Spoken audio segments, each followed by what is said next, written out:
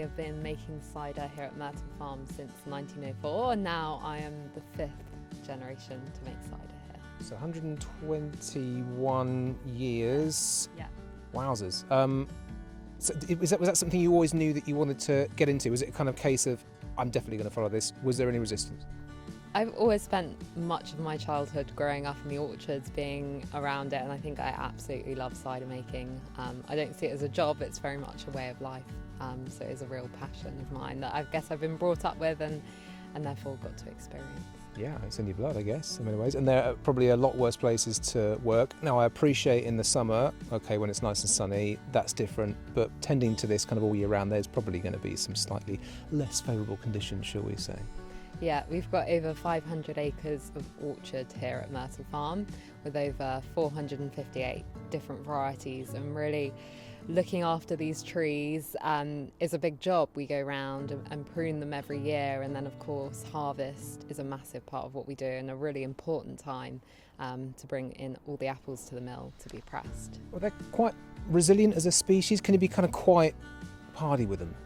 These apples tend to be fairly hardy, but depending on varieties, each variety is very different, and that's what we spend a lot of our time working to get the best quality apples and cider that we can.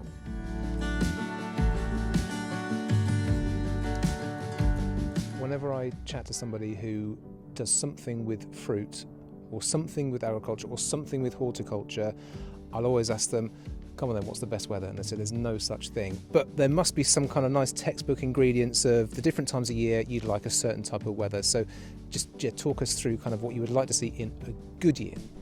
We would love to see lots of sunshine in the summer, cold winter to get the dormancy for the apples, that's really important, and then dry during the harvest period. So not much to ask for at all really, but you know, that's what we would like. Should be easy. It should be easy. But you know, we take the last 2 summers have been wildly different, and we know this one's been quite early. It's been very warm, it's been very dry.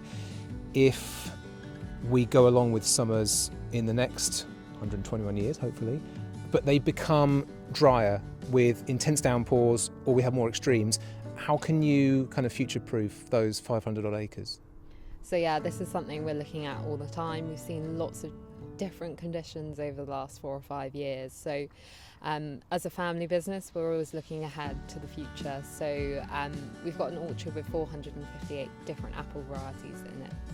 And that was actually originally at the Long Ashton Research Station in Bristol.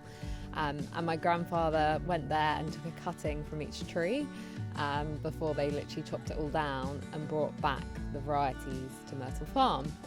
So we've now got the largest collection of cider apples in the UK.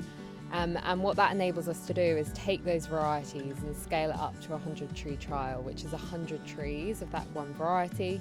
And then we can see, okay, how resistant are those trees and apples to a changing climate, but also what type of cider do they make, importantly.